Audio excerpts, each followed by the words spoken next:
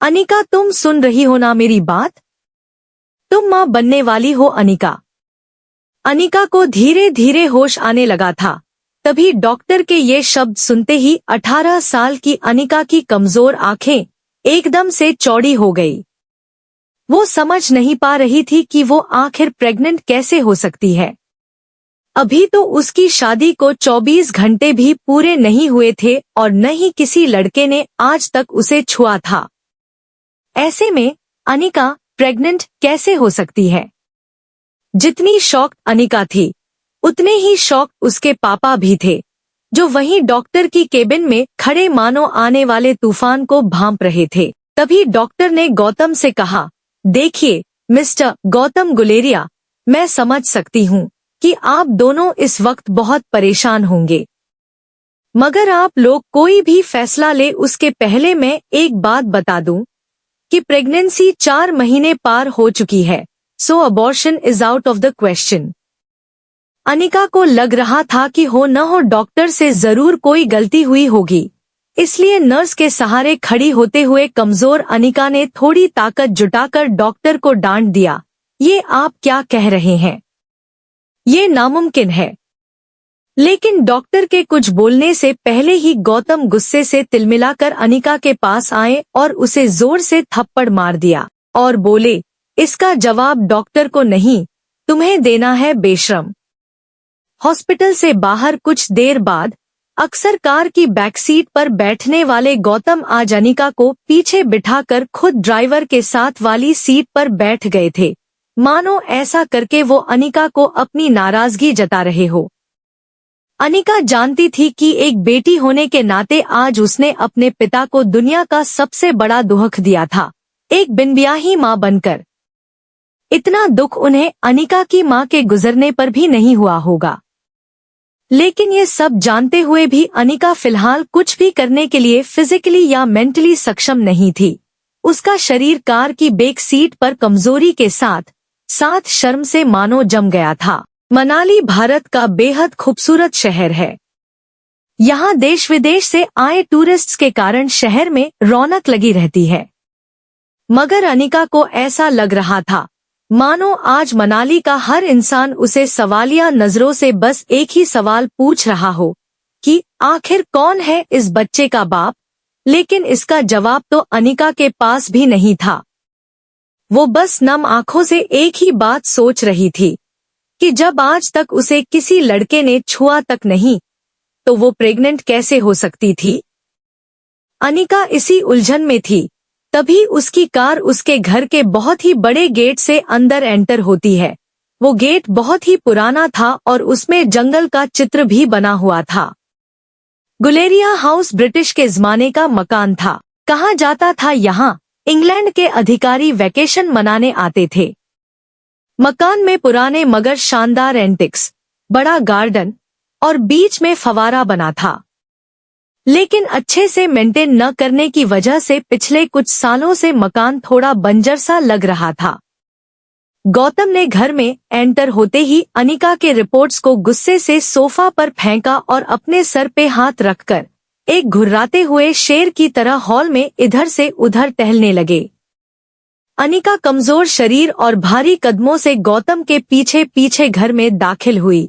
आज अनिका को उसका शरीर रोज के मुकाबले कुछ ज्यादा ही भारी लग रहा था। वैसे अनिका का वजन उसकी उम्र की लड़कियों से कम 3 गुना ज्यादा था। गोल मोटा सा चेहरा, मोटा पेट और ठुड्डी इतनी वजनदार थी कि अनिका की पूरी गर्दन छिप जाती। 120 किलो की अनिका की तुलना अक्सर लोग अनाज की भरी हुई बोरी से करते, लेकिन अनिका का शरीर जितना मोटा था, उसकी शक्ल उतनी ही मासूम और क्यूट थी। चेहरे के दोनों तरफ एक एक रसगुल्ला लगाया हो वैसे नरम मुलायम सफेद गाल, ठंड की वजह से हमेशा लाल रहती उसकी नाक और पूरे जहां की मासूमियत को समेटकर बनाई गई हो वैसी उसकी 2 आंखें। लेकिन आज तक किसी को उसका मासूम चेहरा नहीं दिखा था तो बस उसका बेडौल और निराकार शरीर। बिन माँ की बच्ची अनिका को आज सबसे ज्यादा जरूरत थी तो उसके पापा के इमोशनल सपोर्ट की। इसलिए अनिका नम आंखों से गौतम की तरफ बढ़ी ही थी कि तभी गौतम भारी पहाड़ी आवाज में उस पर गरज पड़े। मुश्किल से एक मौका मिला था हमें हमारी जिंदगी को थोड़ा बेहतर बनाने का। नसीब वाली थी तुम जो डोगरा खानदान के एक लौते वारिस कुणाल डोगरा से तुम्हारी शादी हुई थी। डू यू नो कितने पावरफुल हैं वो लोग? मनाली का सबसे पावरफुल खानदान डोगरास। हमारे सारे कर्ज, पेंडिंग कोर्ट केस, हमारी हर तकलीफ से हमें बाहर निकाला था उन लोगों ने। लेकिन शादी के 24 घंटे में ही तुमने हमारी जिंदगी वापस जहन्नुम बना दी। उनको तुम्हारे इस कारनामे के बारे में पता चलेगा तो पता नहीं क्या होगा। और तुम्हारी छोटी बहन कामिनी, उसके साथ कौन शादी करेगा? भले ही वो तुम्हारी सौतेली बहन हो, लेकिन तुम्हारे इस कारनामे की वजह से उसकी भी तो बदनामी होगी। नहीं नहीं, जब तक ये मामला खत्म नहीं हो जाता तब तक मैं तुम्हारी छोटी बहन कामिनी को और तुम्हारी नई मां मनीषा को उसके भाई के घर भेज दूंगा। कुछ सोचकर वो बोले, लेकिन आज नहीं तो कल सबको पता चल ही जाएगा। ये बोलते हुए गौतम अपना सर पकड़कर सोफे पर बैठ गए थे। अब उनकी आवाज में गुस्सा कम और डर ज्यादा सुनाई दे रहा था, लेकिन गौतम के आंसू मानो करारे शब्द में बदलकर उनके मुंह से निकल रहे थे। तेरा पति कुणाल तो शादी करने के 1 घंटे के अंदर ही शहर चला गया था। अब इस प्रेगनेंसी के बारे में जब तेरे ससुराल वालों को पता चलेगा तो भगवान जाने वो लोग क्या करेंगे। समाज में इज्जत तो उछलेगी ही, मगर हम फिर से उसी दलदल में फंस जाएंगे जहां से निकाल कर लाए थे हमें वो लोग। काश तुम भी अपनी माँ के साथ ही। गौतम अपनी बात कहते हुए रुक गए, लेकिन अनिका वो सुन चुकी थी जो गौतम कहते कहते रुक गए थे। अनिका को कड़वे शब्द सुनने की आदत तो थी ही, मगर आज सवाल उठा था उसके चरित्र पर, उसकी पवित्रता पर। अनिका इस चक्रव्यूह से जल्द बाहर निकलना चाहती थी, मगर उसे कुछ समझ नहीं आ रहा था कि वो क्या करे। वो सोच रही थी कि जो कुछ भी हो रहा है, अगर वो झूठ था तो फिर उसके पेट में सांस लेने को उत्सुक ये सच क्या था। अगले दिन गौतम ने घर में लगे सारे सीसीटीवी कैमरे की पिछले 5 महीने की फुटेज मंगवाई और बारीकी से देखने के बाद वो ये जानकर हैरान हो गया था कि पिछले 5 महीनों से छोटी मोटी बीमारी के चलते अनिका घर के बाहर कहीं गई ही नहीं थी। इसे देखकर गौतम का गुस्सा अब आश्चर्य में बदल गया था। उसको इतना तो समझ में आ गया था कि कहीं कुछ तो गड़बड़ थी, लेकिन उससे कई ज्यादा उसे ये चिंता थी कि अब डोगरा खानदान क्या करेगा। जल्द ही अनिका की देखभाल के लिए एक नर्स रखी गई। लगातार देखभाल और दवाइयों से अनिका की तबीयत में सुधार आ रहा था, लेकिन साथ ही उसे ये बात रोमांचित कर रही थी कि उसके अंदर एक नन्हा सा जीव सांस ले रहा था। अनिका की उम्र भले ही कच्ची हो, मगर उसके अंदर की एक माँ जल्द ही जन्म लेने को उत्सुक थी। उसकी जिंदगी में आखिरकार वो आने वाला था जो सिर्फ और सिर्फ उसका होगा। 4 महीने बीत चुके थे। अनिका अपनी प्रेगनेंसी में लगभग सब कुछ भूल चुकी थी। न वो किसी से मिलती, न कोई उससे मिलता, सिर्फ वो अपने अंदर पल रही उस नन्ही सी जान से बातें करती रहती। ऐसे में एक दिन अनिका पाइप से अपने घर के बाहर के गार्डन में पानी डाल रही थी। तभी अचानक उसने अपने पैरों के नीचे कुछ हलचल महसूस की। वो कुछ समझ पाती उसके पहले ही उसके घर के मेन गेट से एक स्पोर्ट्स बाइक अंदर आई।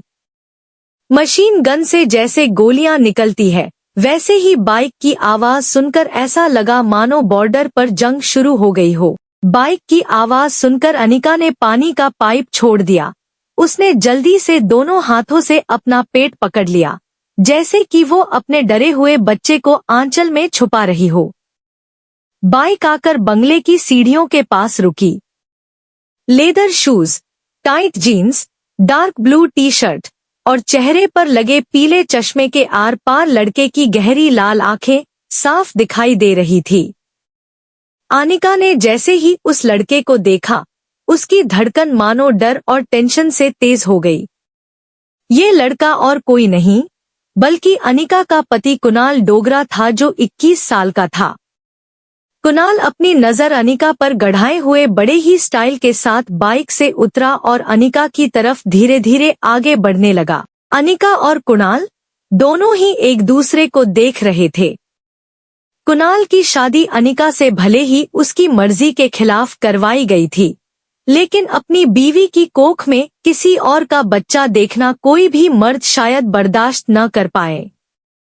कुणाल शादी के बाद मंडप से सीधा दिल्ली अपनी कॉलेज की पढ़ाई पूरी करने चला गया था और वहीं पहुंचकर शादी के दूसरे दिन उसे अनिका की प्रेगनेंसी की खबर मिली थी।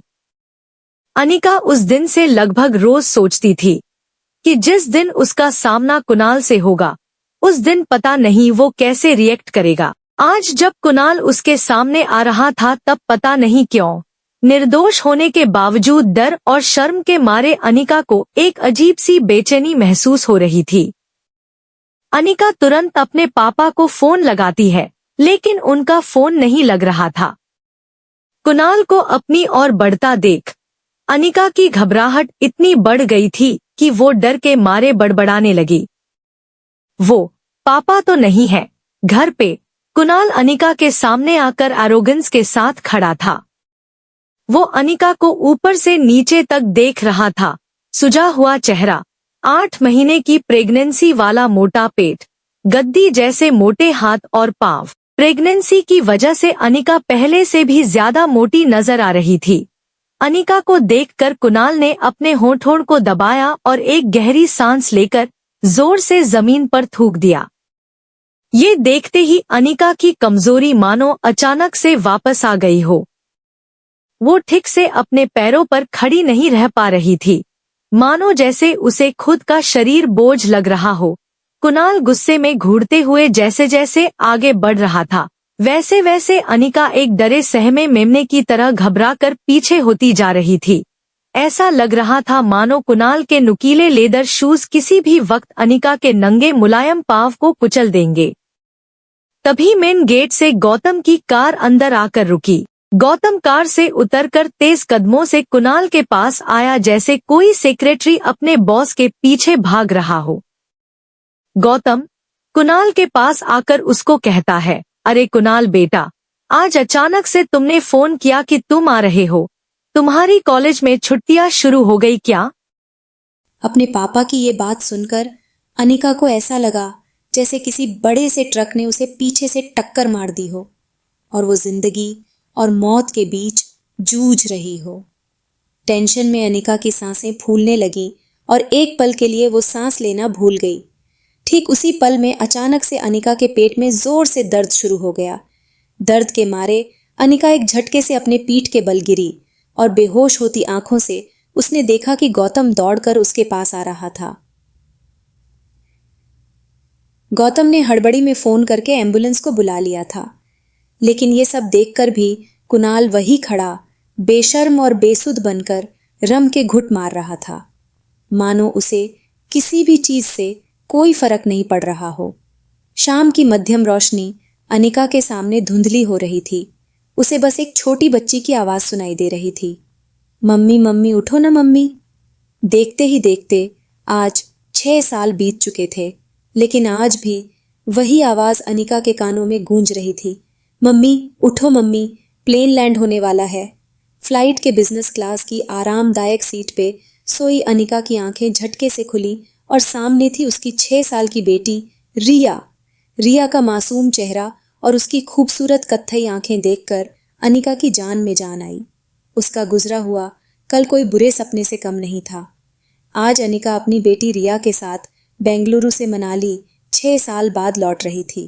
रिया ने अपना गेमिंग टैबलेट माँ के पर्स में रखते हुए बड़े प्यार से अनिका से पूछा, मोम क्या हम मेरे डैड को ढूंढने मनाली जा रहे हैं? अनिका ने बड़े ही सरल तरीके से उसे समझाया, मैंने तुम्हें कितनी बार कहा है तुम्हारे कोई डैड नहीं है। इस पर रिया जवाब देते हुए कहती है, ओह कम ऑन मोम, स्कूल में हमें टीचर कहती हैं कि हर बच्चे के माँ बाप होते हैं। अब मेरे गेमिंग वर्ल्ड के कैरेक्टर्स की तरह मैं किसी दूसरी दुनिया से तो आई नहीं हूं ना, तो ऑब्वियसली मेरे पापा भी तो होंगे ही, या किसी जादूगर ने मुझे अपनी हैट में से बाहर निकाला है। आबरा का डाबरा, रिया बाहर आ जा।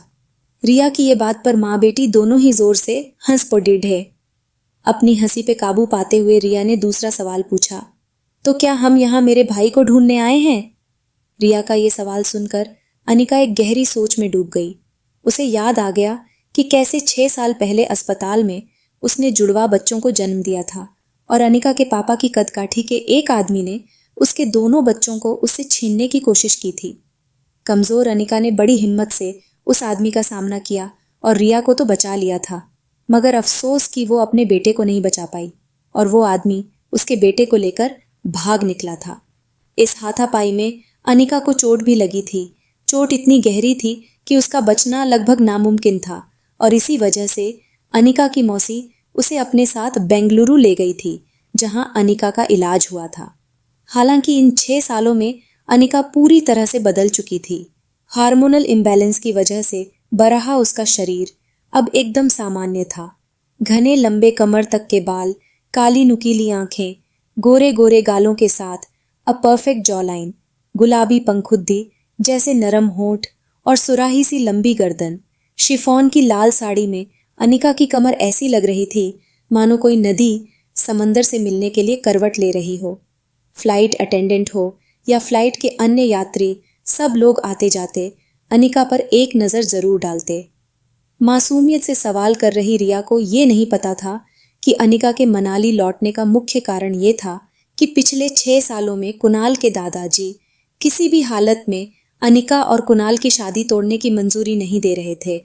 लेकिन 6 साल बाद आखिरकार कुणाल की जिद के आगे उन्हें झुकना पड़ा और वो ये शादी तोड़ने को राजी हो गए। मनाली वापस जाकर वो डाइवोर्स पेपर्स पर साइन करने के साथ साथ अपने खोए हुए बेटे को भी ढूंढना चाहती थी। थोड़ी ही देर में फ्लाइट ने लैंड किया।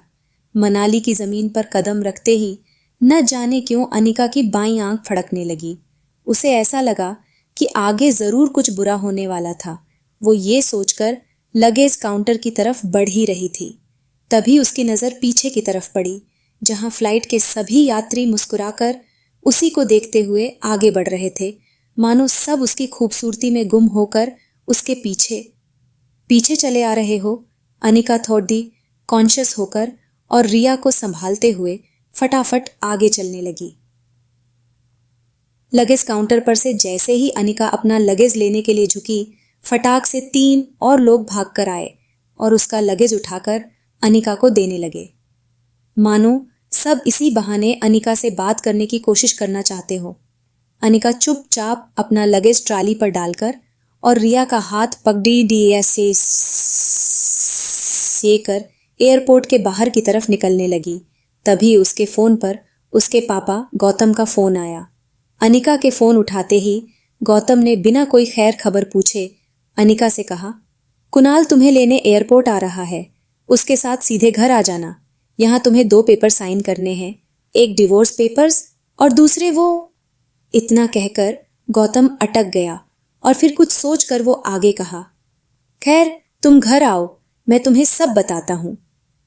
अनिका ने भी बिना कुछ कहे ही फोन काट दिया। जैसा कि गौतम ने कहा था, कुणाल एयरपोर्ट के बाहर बेडी ही बेसब्री से अनिका का वेट करते हुए खड़ रहा था। 6 सालों में कुणाल भी काफी बदल चुका था। अब वो एक स्टूडेंट नहीं बल्कि एक बिजनेसमैन था। डार्क ब्राउन कलर का केडी ढक सूट, शार्पली कटे हुए और जेल से सेट किए हुए बाल और ट्रिम की हुई दाढ़ी में कुणाल की पर्सनालिटी तो निखर रही थी, मगर उसके तेवर अब भी वही थे, रूड और अर्रोगेंस से भरपूर। वो तो अनिका का इंतजार भी सिर्फ इसलिए कर रहा था क्योंकि उसे जल्द से जल्द अनिका से मुक्ति चाहिए थी। कुणाल का एक पैर जमीन पर तो दूसरा पैर रेलिंग पर टिकाया हुआ था, जिसे वो कॉन्स्टेंटली हिला रहा था। एग्जिट डोर की तरफ देखते हुए कुणाल ने बड़ी ही बेसब्री से अपने ड्राइवर से कहा, आज तक इस दुनिया में किसी आदमी को डिवोर्स मिलने की इतनी ज्यादा खुशी नहीं हुई होगी। किसी भी कीमत पर आज ही उस मोटी से मैं डाइवोर्स पेपर्स पर साइन करवा लूंगा। कुणाल के ड्राइवर राजू ने बीदी फूंकते हुए कहा, आप फिक्र मत कीजिए, आज सुबह सुबह मैं माता के दर्शन करके निकला हूँ। मैंने भगवान से प्रार्थना की है कि आज आपकी 6 सालों पुरानी ये मनोकामना पूरी हो। आज पक्का पेपर्स साइन हो ही जाएंगे। ये सुनकर कुणाल ने बड्डे ही कटीले अंदाज में कहा, अबे सिर्फ डिवोर्स नहीं चाहिए, अनिका की कंपनी भी तो चाहिए जो उसकी मरी हुई माँ उसके नाम करके गई थी। राजू, जिसने अपने हाथ में अनिका के नाम का बोर्ड पकड़ा हुआ है, वो उस बोर्ड को सीधा करते हुए कहता है, अरे वो फैक्ट्री भी मिल जाएगी, फिक्र नॉट। तभी कुणाल के दिमाग में कुछ आता है और वो ड्राइवर से कहता है, अच्छा सुन, उसको देखते ही हमेशा मेरा मूड ऑफ हो जाता है और आज इतने अच्छे दिन पर मैं अपना मूड का खराब नहीं करना चाहता, इसलिए मैं उल्टा घूम के खड़ी टेढ़ा हो जाता हूँ। ठीक है, तूने भले ही उसे ना देखा हो, लेकिन तेरे हाथ में उसके नाम का बोर्ड देखकर वो तेरे पास आ ही जाएगी। कुणाल आलस लेते हुए उल्टा घूमने ही वाला होता है कि तभी अचानक उसकी नज़र एयरपोर्ट के गेट पर पड़ी और कुछ देखकर उसकी नज़र वहीं अटक गई। कुणाल ने एयरपोर्ट से बाहर आते हुए एक लड़की को देखा तो वो देखता ही रह गया, मानो जैसे उसने आज से पहले किसी खूबसूरत लड़की को देखा ही नहीं। उस लड़की को देखकर कुणाल के मुंह से निकल जाता है, यार इतनी खूबसूरत लड़की तो मनाली में कभी दिखी ही नहीं। ड्राइवर राजू ने भी उसकी बात में हामी भरी। कुणाल बिना वक्त गवाए रेलिंग कूदकर उस लड़की की ओर दौड़ पड़ा और अचानक से वो उस लड़की के सामने आकर खड़ा हो गया और उसका रास्ता रोक लिया। ये खूबसूरत लड़की और कोई नहीं बल्कि अनिका थी। कुणाल इस बात से बिल्कुल अनजान था। अचानक कुणाल को अपने सामने देखकर अनिका हैरान थी और उसे एक ही पल में वो सब कुछ याद आ गया जो वो हमेशा से भूलना चाहती थी। अनिका एक पल के लिए सहम गई। उसको लगा कि कहीं पहले की तरह कुणाल फिर से उसकी इंसल्ट न कर दे और इसलिए अनिका सीधा कुणाल को थप्पड़ जड़ देना चाहती थी, मगर वो अपनी बेटी रिया के सामने कोई तमाशा नहीं करना चाहती थी। तभी अचानक कुणाल बोल पड़ा, हेलो मिस गॉर्जस, आप मनाली में पहली बार आई लगती हैं, क्योंकि अगर पहले आई होती तो ये तो पॉसिबल नहीं है कि अब तक आप मेरी नज़रों से अननोटिस्ड रहती। अनिका को पहले तो कुछ समझ में नहीं आया, लेकिन अगले ही पल वो समझ गई कि कुणाल उसे पहचान नहीं पाया था। अनिका ने रिया की तरफ देखा तो वो अपने टेबल में वीडियो गेम खेलने में मस्त थी और क्योंकि उसने हेडफोन पहने थे उसे आसपास की कोई बात सुनाई नहीं दे रही थी। ये देखकर अनिका को राहत मिली। अनिका कुणाल की बात को अवॉइड करते हुए वहां से साइड होकर टैक्सी को आवाज देने लगी, टैक्सी टैक्सी। अनिका नहीं चाहती थी कि कुणाल उसे पहचाने, लेकिन कुणाल भी हार मानने वालों में से थर्ड ही था। कुणाल ने उसकी तरफ भागकर फिर से उसका रास्ता रोक दिया। अरे अरे, टैक्सी की क्या जरूरत है, मैं अपनी गाड़ी में आपको जहां चाहे छोड़ देता हूं ना। और 1 मिनट, ये नन्ही गुड़िया कौन है? ये कहते हुए उसने रिया की तरफ इशारा किया और उसके गाल पर हाथ फिराया। लेकिन रिया जब टेप पर गेम खेल रही होती है तब उसे कोई डिस्टर्ब करे वो उसे बिल्कुल अच्छा नहीं लगता, इसीलिए टेप से बिना ऊपर देखे उसने अपना गाल झटक लिया। ऐसा करने में रिया के कान से हेडफोन नीचे की तरफ स्लाइड होकर गिर के उसके कंधे पर आ गया था, लेकिन अभी भी उसका ध्यान वीडियो गेम खेलने में ही था। अनिका टैक्सी ढूंढने में बिजी हो गई, लेकिन कुणाल पीछे पीछे आकर उससे एक नहीं तो दूसरे तरीके से बात करने की कोशिश करता रहा। कुणाल ने कहा, ओह समझ गया, ये आपकी छोटी बहन है ना? ये सुनकर रिया जोर जोर से हंस पड़ी। तभी कुणाल को वापस गौतम का फोन आया। कुणाल ने जैसे ही फोन उठाया, गौतम ने पूछा, क्या तुम्हें अनिका दिखी? कुणाल ने बद्धा ही तीखा जवाब देते हुए कहा, ना दिखने के लिए आपकी बेटी कोई सुई तो है नहीं। जब वो गेट से बाहर आएगी तो सिर्फ वो ही दिखेगी, उसके पीछे खड़े लोग भी दिखना बंद हो जाएंगे। हाँ, और वो रूडली फोन काट देता है। कुणाल की बात सुनकर अनिका को अंदाजा आ गया था कि वो पक्का उसी के बारे में बात कर रहा था। अनिका को कुणाल पर बहुत ही ज्यादा गुस्सा आ रहा था, लेकिन उसे बस अब जल्दी से टैक्सी चाहिए थी। वो पूरे जोश और गुस्से के साथ जोर से चिल्लाई, टैक्सी! ये सुनकर कुणाल और ज्यादा इम्प्रेस हो गया और बड़े ही मीठे अंदाज में बोला, सुनिए मिस, मैं आपको छोड़ देता हूं ना।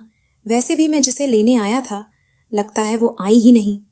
आप अगर बेंगलुरु की फ्लाइट में आई है तो आपने फ्लाइट में किसी बेहद मोटी औरत को देखा होगा। ये सुनकर अनिका एक पल को रुकी और उसने कुणाल की तरफ मुड़ कर देखा। कुणाल आगे कहता है, दरअसल 6 साल पहले वो 120 किलो की थी, अब 6 साल में तो उसने पक्का डबल सेंचुरी पार कर ही ली होगी। अनिका बिना कुछ बोले कुणाल की बातें सुनकर सोच रही थी कि ये पता नहीं क्या क्या सोच रहा है उसके बारे में। अपनी बातों को सुनते हुए कुणाल अनिका तो देखता है तो वो उसे इम्प्रेस करने के चक्कर में और उसे हंसाने के लिए आगे कहता है, वैसे मुझे लगता है कि फ्लाइट वालों ने उसे बिठाने से मना कर दिया होगा। कहाँ होगा कि अगर तुम बैठोगी तो फ्लाइट कैसे उड़ेगी। कहते हुए वो खुद भी हंसता है और उम्मीद करता है कि उसके जोक से अनिका को भी हंसी आएगी। लेकिन अनिका अब ढे ही ठंडे तरीके से उसको देखती रही।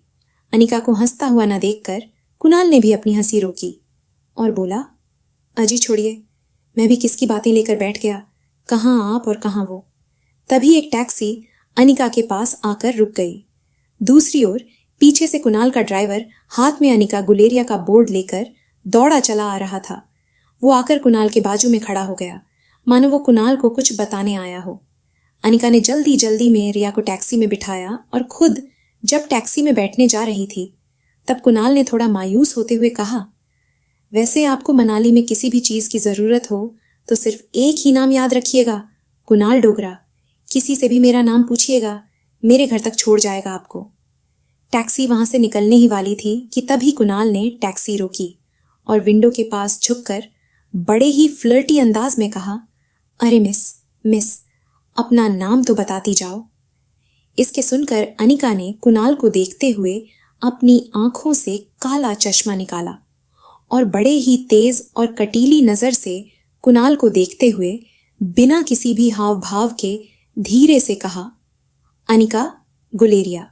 वीडियो अच्छा लगे तो प्लीज वीडियो को लाइक कर दीजिए, कमेंट में जरूर बताइए कि वीडियो कैसा लगा और ऐसे और वीडियो के लिए मेरे चैनल को प्लीज सब्सक्राइब कर लीजिए। धन्यवाद।